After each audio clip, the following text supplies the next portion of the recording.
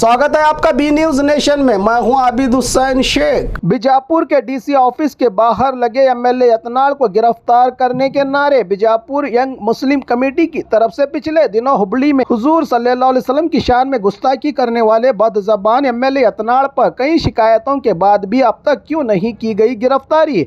रसूलुल्लाह सल्लल्लाहु अलैहि वसल्लम से बढ़कर हमारे लिए कुछ भी नहीं। जल्द इस गुस्ताखे रसूल और नफरती नेता को गिरफ्तार करने की मांग यतनाल के खिलाफ जिला कलेक्टर ऑफिस के बाहर नारे लगाते हुए डीसी के जरिए राज्य के सीएम से अपील की। बीजापुर मुस्लिम कमेटी के जिम्मेदारों ने उम्मत के बेटों का फर्ज और आशिकाने रसूल का सबूत देकर अपने गुस्से का इजहार करते हुए जल्द नहीं हुई यतनाल की गिरफ्तारी तो बड़ा आंदोलन करके गुस्ताखे रसूल के खिलाफ मोर्चा खोल देंगे, कहा नौजवानों ने।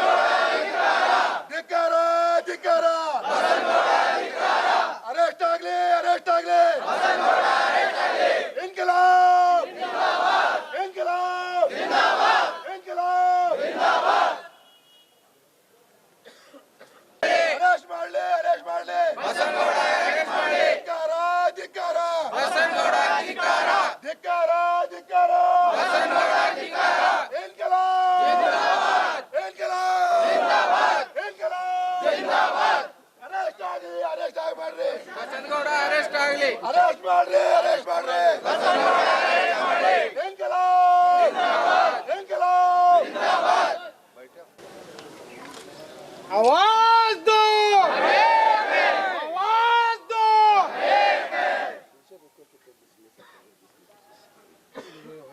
अरेस्ट करो, अरेस्ट करो, अरेस्ट करो, अरेस्ट करो। ಮನವಿಯನ್ನು ಪತ್ರ ಸ್ವೀಕರಿಸಿದ ಅದರ ಸಂಬಂಧಪಟ್ಟಂತ ಸರ್ಕಾರ ಪ್ಲೀಸ್ ರಿಕ್ವೆಸ್ಟ್ ಇದು ಆಕ್ಷನ್ ಲೀಗಲ್ ತಗೊಳ್ಳಬೇಕಂತ ತಮ್ಮ ವಿನಂತಿ. ಬೇಕು ಬೇಕು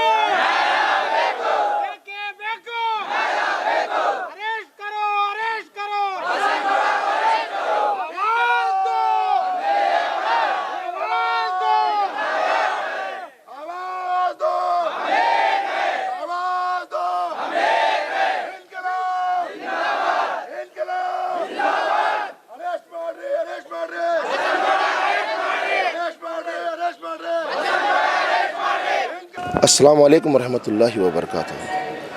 आज यहाँ पर हम जमा होने का मकसद ये है, जो बसंगवाड़ा पार्टी रत्नाड़ जो आप सल्लम के ख़िलाफ़ बेहुरमती किए हैं, जो गुस्ताखी किए हैं, उनके ख़िलाफ़ जो एफ़आईआर हुआ है वो एफ़आईआर को एग्जीक्यूट करते हुए हम अपनी मांग रख रहे हैं कि उनको अरेस्ट करें।